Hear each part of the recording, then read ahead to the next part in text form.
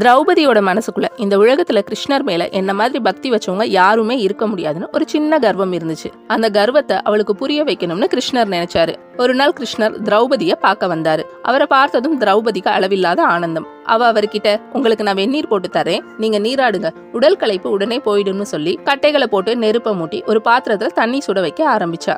நேரம் போய்கிட்டே இருந்துச்சு, ஆனா தண்ணி சூடாகவே இல்ல. அப்ப கிருஷ்ணர், நேரம் ஆகுது, எனக்கு ரொம்ப பசிக்குது, சாப்பாடு வேணும், வெந்நீர் தர்றேன்னு சொன்னியே, இன்னும் தயாராகலையான்னு கேக்குறாரு.